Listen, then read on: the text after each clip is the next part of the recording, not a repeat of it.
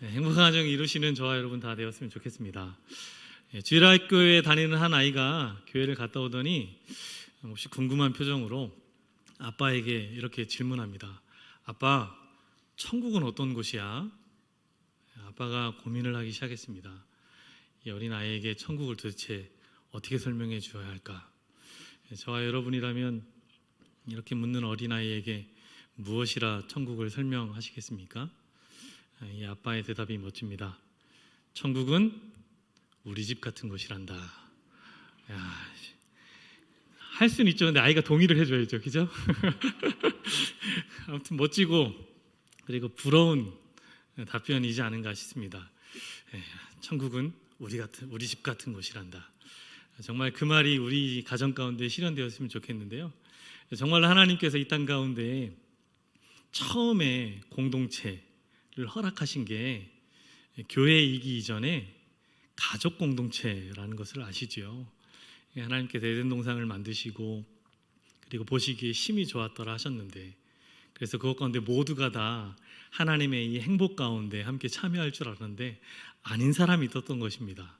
그게 바로 아담이었죠. 보니까 다 모든 짐승들은 짝이 있는데 자기만 짝이 없더라는 것이죠. 그리고 하나님도 그것을 아셨어요.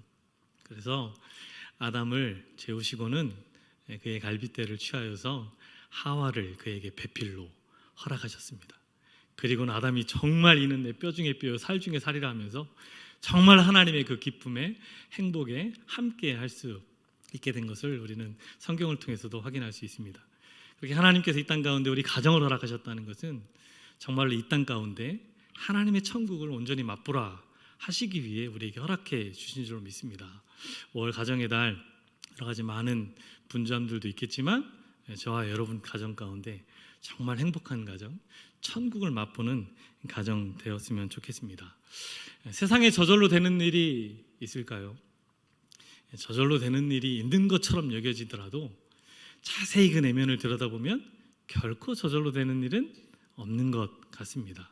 분명 보이진 않아도 누군가의 사랑의 수고와 섬김 때문에 그렇게 우리가 보여지는 아름다운 모습으로 지어져가는 것들을 알게 된다는 것이죠. 그러기에 행복한 가정, 이것도 분명 그냥 말처럼 행복한 가정 이루세요 한다고 되는 것이 아니라 그렇게 행복한 가정을 이루기 위해서는 누군가의 사랑의 수고와 섬김이 필요하다라는 것입니다. 누군가, 그 누군가는 누가 되어야 하겠습니까? 집에 있는 그분, 그분이라고 생각하시는 게 아니고 바로 저와 여러분, 나로부터 시작된다라고 스스로 생각하신다면 벌써 행복한 가정, 천국 같은 가정을 위한 믿음의, 사랑의, 소망의 발자국을 이미 떼신 것이라 생각해 볼 수 있는 것 같습니다. 흔히 우리 어르신들이 말씀하시기를 아이를 낳아야 비로소 어른이 된다 이야기하시죠. 정말 그런 것 같습니다. 아이를 키우면서 부모님의 마음을 이해하기 때문인 것 같습니다. 그리고 또한 아이를 낳으면서 한 가정을 이루다 보니까 내가 가정이라는 울타리 안에서 지금의 나로 있는 것이 그냥 나로 내가 잘나서 내가 열심히 노력하고 살아와서 이루어진 것이 아니라 그렇게 경험하는 것처럼 부모님의 사랑과 수고의 헌신과 눈물 때문에 오늘의 내가 있게 되는 것이구나 라는 것들을 깨닫게 되는 것 같습니다. 그렇게 하나님께서 저와 여러분에게 가정을 허락하시고 이 가정의 울타리를 든든히 지켜가기 위해 부모님을 허락하시고 그리고 우리에게 허락하신 이 행복을 더욱더 배가 되게 하시기 위해 또 자녀를 허락하셨습니다. 가정의 달에 이러한 것들을 더욱더 충분히 풍성히 누리시는 우리 대다감 믿게 온 교회 성도님들이 되기를 주님의 이름으로 축복합니다. 본문 말씀은 에베소 교회를 향한 말씀입니다. 그렇게 에베소 교회, 에베소는 어떤 지역이었죠? 바울이 그의 전도 여행 중에 가장 오랜 시간을 머물면서 또 많은 애정을 가지고 세웠던 교회입니다. 그렇게 3차 전도 여행의 중심지라 할 수 있는 에베소에서 바울은 2년간 매일같이 두란노 서원이라는 말씀 훈련소를 세워 그곳에서 말씀을 전하고 가르치며 수많은 바울의 동역자 그리고 그와 함께하는 사람들을 길러내기도 했습니다. 그런 중요한 지역에 세워진 교회이었기에 바울은 그곳에서 그가 믿음 안에서 낳았다, 그의 믿음 안에서 낳은 아들이라 여겼던 디모데를 에베소 교회의 목회자로 파송하기까지도 하였습니다. 이런 교회인이 얼마나 아름다운 신앙의 열심과 그리고 그 열정에 사로잡혔고 훌륭한 목회자를 그들의 지도자로 두었으며 그리고 성령의 얼마나 강력한 임재와 역사를 체험하는 교회였지 않을 수 있겠습니까? 하지만 분명한 것은 이런 바울의 노력과 훌륭한 지도자와 신앙의 순수성과 강력한 열정, 그것에 사로잡힌 공동체라 하더라도 어떻다 하는 것이겠습니까? 교회의 아름다움과 교회의 하나됨은, 그렇게 교회다움은 자연스럽게 이루어지는 것이 아니라 그 공동체 구성원들의 어떤 자격과 내용 때문에 그냥 자연스럽게 뒤따라오는 결과물이 아니라 그러함에도 불구하고 힘써 지켜내야 하는 내용의 것이다 라는 것입니다. 그렇게 초대교회 당시에 그리스도의 공동체는 어떤 곳이었겠습니까? 세상이 이전까지는 경험해보지 못한 공동체이었습니다. 그도 그럴 것이 세상이 이전까지 이야기했던 믿음과는 차원이 다른 믿음을 소유한 공동체이었고요, 세상이 그렇게 소망하겠던 그 소망의 내용과도 비교할 수 없는, 견줄 수 없는 소망을 가진 공동체였습니다.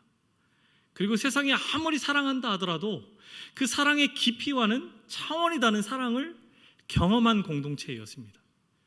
그렇게 이전의 세상이 그들에게 전해줄 수 없었던 새로운 차원의 강력한 믿음과 소망과 사랑을 경험하는 공동체이었다 하는 것이죠. 그러한 공동체이었기에 무엇을 기대할 수 있는 것이겠습니까? 자연히 이 공동체가 지니고 있는 하나님의 사랑과 그 믿음의 내용과 소망을 향한 희생과 헌신이지 않을 수 있겠습니까? 그러나 이렇게 새롭게 태어난 강력한 신적 능력을 소유한 공동체라 한다 할지라도 자연스럽게 교회의 교회됨은 지켜지는 것이 아니라는 것을 오늘 우리는 본문을 통해서 다시 한번 역설적이지만 확인할 수 있게 되는 것 같습니다. 또한 이러한 것이 바로 감옥에 갇혀 있으면서까지 편지하면서 힘써 지키라 간곡히 부탁했던 바울의 모습이지 않을까 싶습니다.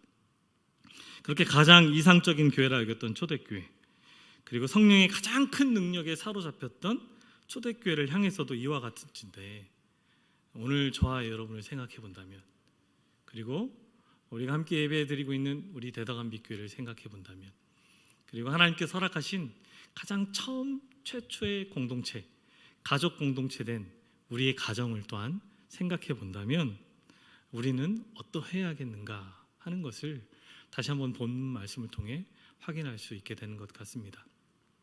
우리가 어떠하니? 우리가 이렇게 사랑의 실력과 이런 사랑의 놀라운 능력 가운데 사로잡혀 있으니 그냥 자연스럽게 우리 교회가 교회다워지고 우리 가정이 천국을 이루는 가정 될 수 있을까요? 본문은 그렇게 얘기하지 않죠. 힘써 지켜내야 하는 것이라 이야기하고 있는 것입니다. 그렇게 바라긴 주께서 세우신 하나님의 공동체된 우리 교회가 주께서 세우신 그 목적대로, 그리고 하나님께서 우리에게 허락하신 우리의 가정이 우리에게 허락하실 때의 그 본래의 목적대로 하나님의 교회다운 천국 같은 우리의 공동체를 이루는 저와 여러분 되기를 주님의 이름으로 축복합니다. 우리 함께 1절 말씀을 다시 한번 같이 읽겠습니다.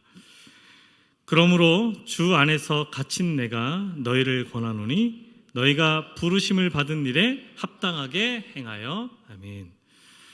바울은 자신이 먼저 주 안에서 갇힌 자 된 것을 에베소 교회 성도들에게 선포하고 있습니다. 다시 말해 그들이 지금 그리스도인이 될 수 있었던 이유 중에 하나인 바울은 지금도 여전히 누군가 또다시 그리스도 예수의 복음에 사로잡혀 바로 이 편지를 읽고 있는 너희들처럼 그리스도의 사랑 가운데 거하는 자가 되기 위하여 나는 지금도 감옥에 갇혀 있다라는 것을 그들로 상기시키게 하고 있는 것이죠. 그러니 이 같은 자기 부인과 철저한 자기 십자가를 달게 지고 가는 사도의 이 같은 부탁을 가볍게 여기지 말고 마음판 깊이 새기라 하는 그의 간곡한 권면의 부탁의 메시지로 여길 수 있는 것입니다. 그렇게 그것은 바로 부르심을 받은 일에 합당하게 행하라 라는 것입니다. 에베소 교회 성도들이 부르심을 받은 일, 그것은 무엇이겠습니까? 그것은 바로 그리스도의 핏값 주고 세우신 주님의 몸된 교회를 교회답게 지켜가는 일이었습니다.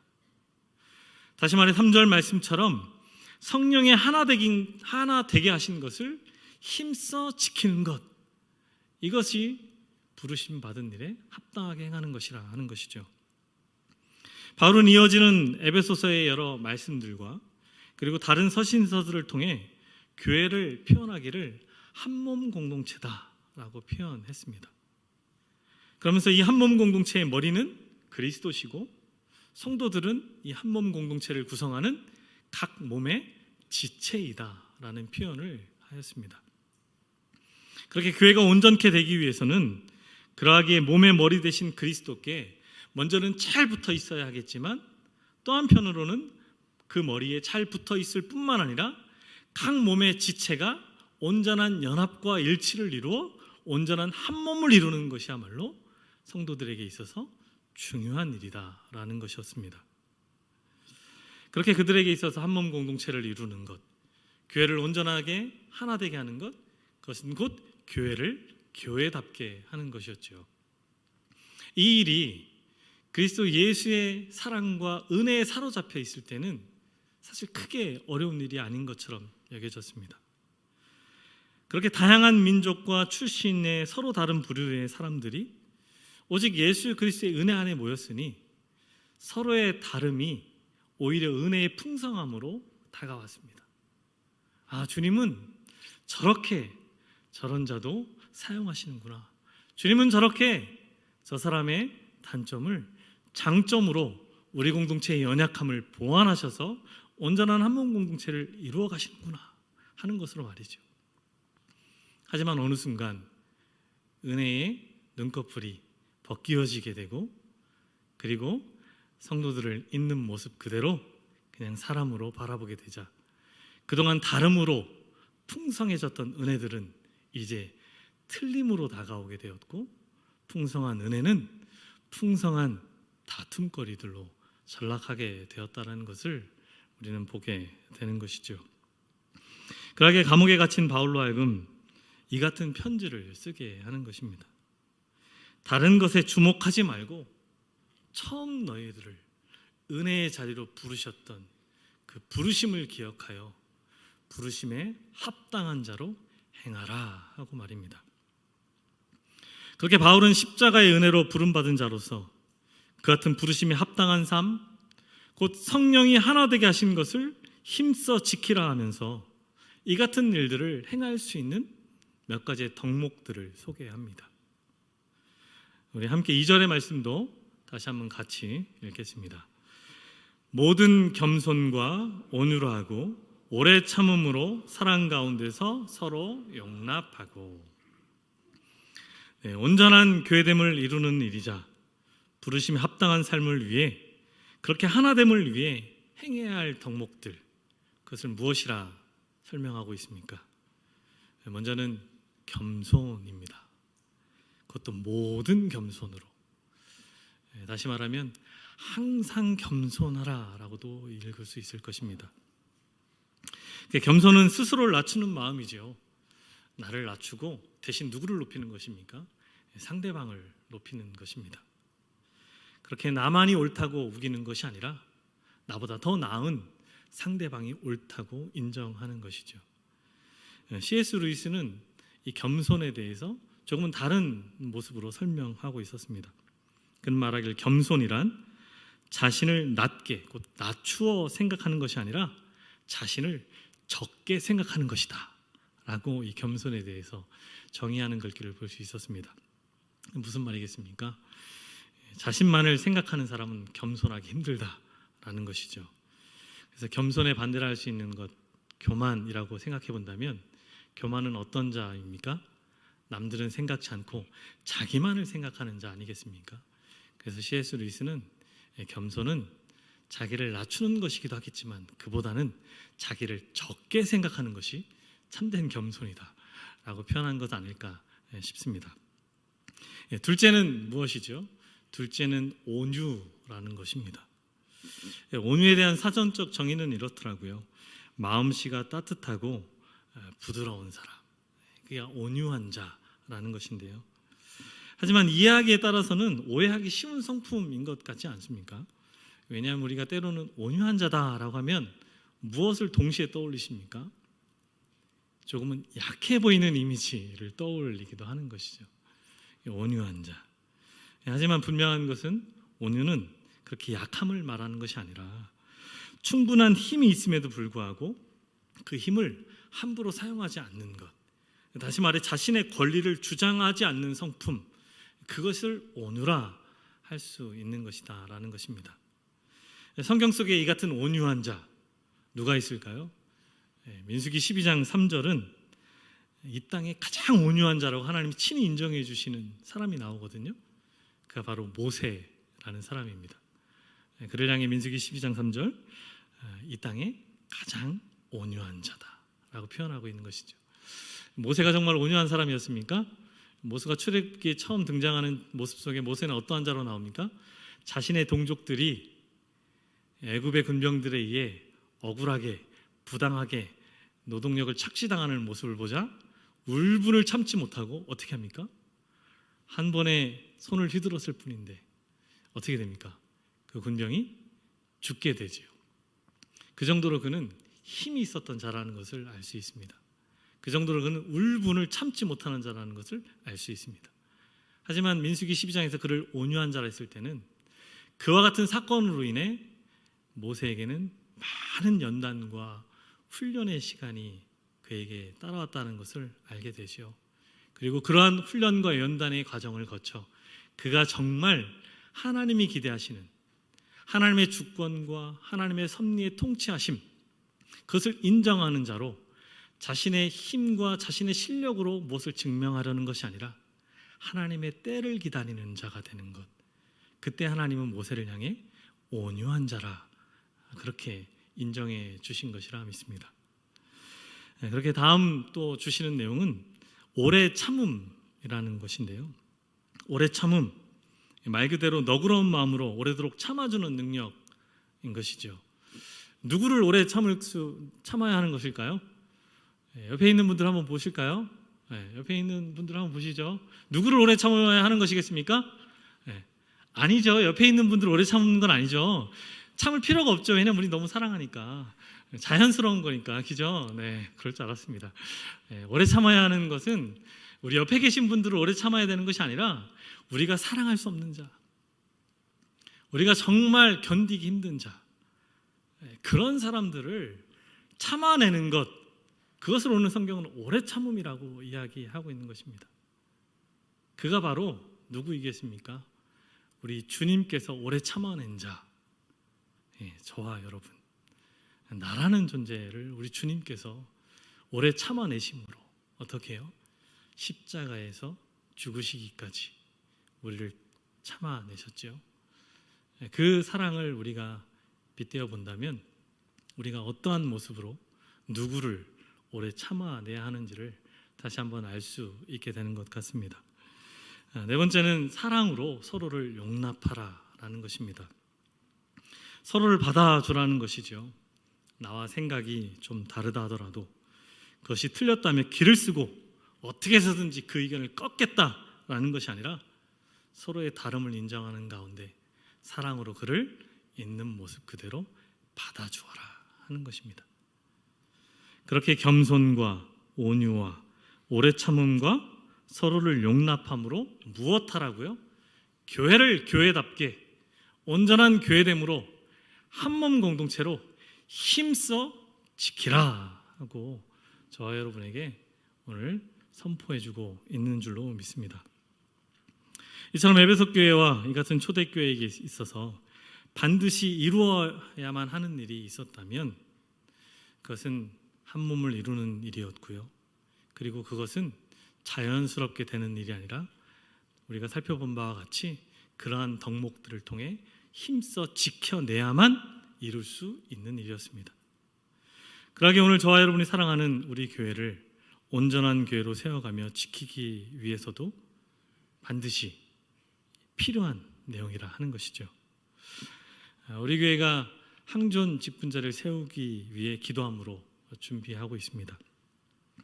세우는 일도 쉬운 일이 아니고 그러하기에 더욱더 중요한 일이라 할 수 있겠죠.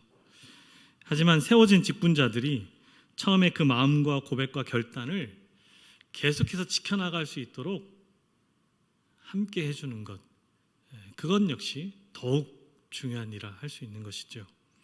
겸손한 직분자, 온유한 직분자, 오래 참음의 실력을 갖춘 직분자, 사랑으로 서로 용납하는 직분자, 이 같은 직분자들로 세워져서 우리 교회가 성령이 하나 되게 하신 것을 더욱 힘써 나가는 일에 귀하게 쓰임받는 은혜의 통로가 되는 이번 선출이 되었으면 좋겠습니다. 그렇게 교회를 교회답게 세워가는 것, 하지만 또한 확인할 수 있는 것은 한몸 공동체라는 것에서 알 수 있듯이 특정한 직분자 한 사람 그들에게만 있는 것이 아니라 이 자리에 함께 예배드리는 저와 여러분 우리 모두에게 하나님께서 또한 허락하신 내용이라는 것들을 다시 한번 깊이 새기셔서 오늘 주신 말씀이 바로 우리를 향한 말씀이다 하는 것들도 또한 확인할 수 있었으면 좋겠습니다. 가정의 달이다 보니까요, 시중에 가정의 달을 향한 추천 도서들이 많이 소개되고 있는 글들을 볼 수 있습니다. 기독교 서적 중에서도 여러 추천 도서가 있는데요, 그 중에 러셀 무어의 폭풍 속의 가정이라는 책이 있습니다. 책 표지인데요, 그 표지에는 저렇게 폭풍 가운데 심하게 요동치고 또 홍수에 떠밀려 다니는 위태로운 집이 그려져 있습니다. 이 책 표지를 보시면서 어떤 생각이 드십니까? 저는 책 표지를 보면서 이 땅에 참 어렵고 고통 중에 있는, 고난 중에 있는 가정들이 있겠고 그 가정들을 향한 어떤 솔루션을 제공하는 책이겠구나 라는 생각을 선뜻 표지를 보면서 하게 되었습니다. 그리고 그래, 힘든 가정을 어떻게 하면 도울 수 있을까라는 생각으로 책을 집게 되었고 첫 장을 열게 되었습니다. 그런데 겉표지를 넘겨 마주하게 된 첫 번째 이 책의 챕터는 다음과 같은 제목으로 기록되어 있었습니다. 누구도 이 폭풍에서 예외일 수 없다. 누구도 이 폭풍에서 예외일 수 없다. 저는 어떤 특정한 한 가정을 향한 솔루션을 제공하는 책이라 생각했는데 책 제목의 챕터의 첫 번째 제목에서 저의 이 같은 선입견이 무너졌던 것이죠. 그렇게 러셀 무어는 두 명의 입양한 아들을 포함해서 5명의 자녀를 둔 신학자이자 목회자였는데요, 그는 어느 날 깨닫게 된 것이죠. 천국 같은 가정이어야 함에도 현실 속 자신이 발견한 것은 그렇게 폭풍 속에 위태로워 보이던 가정이 바로 자신의 가정이었다라는 것을 말입니다. 그리고 주변의 가정을 돌아보니 정도의 차이는 있겠지만 모두가 폭풍 속에 놓인 가정처럼 위태로운 상황이었다라는 것들도 깨달을 수 있었다 합니다. 가정의 달, 저와 여러분의 가정은 어떠하신가요? 가정을 우리가 생각해 보고자 하는 것은 시작하면서 말씀드렸듯이 하나님께서 이 땅 가운데 허락하신 최초의 공동체는, 그렇게 하나님 나라의 공동체는 가정이기 때문에 그러합니다. 그리고 우리 교회에, 우리 그리스도 예수의 공동체, 하나님의 부름받은 공동체의 가장 작은 단위도 가정이기 때문에 그러한 것 아닐까 싶습니다. 그러기에 한몸 공동체를 이루는 것, 교회를 교회답게 온전히 세워가는 것, 그것은 바로 가정으로부터 출발할 수 있는 것이겠구나라는 것이죠. 그리고 오늘 이 시대가 어떠한 시대입니까? 우리의 가정을 폭풍 속에 뒤흔든 것보다도 더한 것으로 우리를 흔들고 있는 시대를 경험하고 있지 않습니까? 그러하기에 그 어느 때보다도 더욱더 힘써 지키라 하는 이 사도 바울의 간곡한 부탁이 저와 여러분의 가정을 향한, 우리 공동체를 향한 간곡한 주님의 부탁이자 명령이라 듣게 되는 것입니다. 성령의 강력한 임재와 능력을 맛본 초대교회에게도 온전한 교회 한 몸 공동체를 이루는 것은 그저 저절로 이루어질 수 있는 내용이 아니었습니다. 그렇게 모든 겸손과 온유와 오래 참음과 사랑으로 서로 용납할 때에 주께서 세우신 아름다운 교회가 교회답게 세워질 수 있었다라는 것입니다. 그러기 오늘 뜨거운 사랑과 감격 속에서 분명 우리의 가정들도 출발했을 것인 줄로 믿습니다. 그리고 그 속에서 다양한 아름다운 추억들을 쌓아가면서 우리의 가정을 행복한 가정으로 이뤄가기 위해 지금까지 애써왔을 줄로 믿습니다. 그러나 앞선 책의 저자의 말처럼 어떠한 가정도 폭풍 속에서 예외일 수 없다라는 것처럼 자세히 그 내면을 들여다보면 우리에게도 여전히 도사리고 있는 폭풍 속의 위태로운 가정의 한 단면이 어느 가정이든 있을 수 있다라는 것이죠. 그러하기에 다시 한번 이 본문 말씀을 통해 우리가 오늘 무엇을 힘써 지켜야 하는 것인가를 깊이 새길 수 있었으면 좋겠습니다. 에베소서 4장 2절 말씀에 기록해주고 있는 여러 가지 덕목들, 사실 이 덕목들은 많이 익숙한 덕목이지 않습니까? 그래서 많은 설교가 주석하던 이 덕목은 곧 사랑으로부터 출발한다, 사랑이 가장 근원적인 내용이다 라고 이야기합니다. 아니나 다를까 사랑장이라 이야기하는 고린도전서 13장에서는 사랑은 다음과 같다라는 정의를 하는데요, 에베소서 4장 2절에 있는 말씀들이 고스란히 다 포함되어 있는 것을 보게 됩니다. 제가 한번 고린도전서 13장 말씀을 읽겠습니다. 4절로 7절까지의 말씀입니다.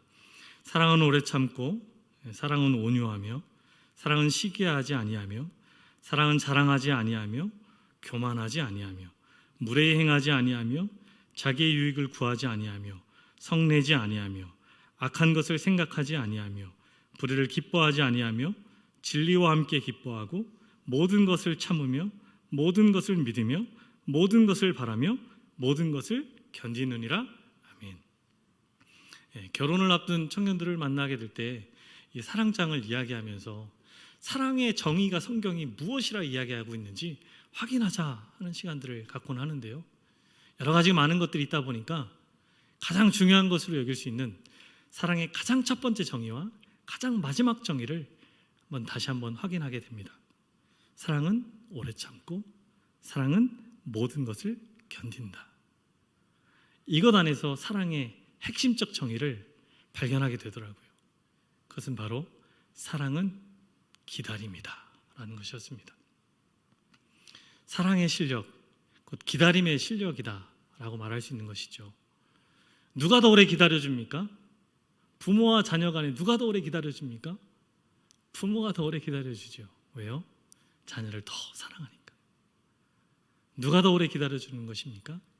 더 많은 사랑으로 상대방을 사랑하는 자, 그가 바로 사랑의 실력을 가진 자, 기다림의 능력을 소유한 자 아닐까 싶습니다. 오늘 본문 말씀은 저와 여러분에게 먼저는 교회를 향해 선포합니다. 성령이 하나 되게 하신 것을 힘써 지키라. 성령이 이미 하나 되게 하셨다는 것입니다. 성령이 하나 되게 하신 그것을 힘써 지키라 할 때에 우리네 가정도 성령이 하나 되게 하신 줄로 믿습니다. 바라기는 가정의 달, 사랑하는 대덕암빛 교회를 힘써 지켜나갈 뿐만 아니라 우리 교회의 가장 기초가 되는 각 가정들을 힘써 지켜내심으로 하나님이 기뻐하시는 천국을 온전히 맛보시는 저와 여러분, 우리 교회가 되기를 주님의 이름으로 축복합니다. 함께 기도하겠습니다. 하나님 아버지, 감사합니다. 오늘도 자격 없는 자를 향해 하나님의 백성으로 불러주시고 또 그리스도 예수의 사람으로 여겨주시니 감사합니다. 그렇게 우리를 위해 허락하시고 세워주신 주님의 몸된 교회를 오늘도 더욱 온전한 교회로 세워가며 지켜가기 힘쓰는 우리가 되게 하여 주옵소서. 그 속에서 우리에게 허락하신 가정도 온전한 사랑의 공동체를 이루게 하셔서 천국 같은 가정을 이루며 행복을 맛보는 우리가 되게 하여 주옵소서. 감사드리며 예수님의 이름으로 기도합니다. 아멘.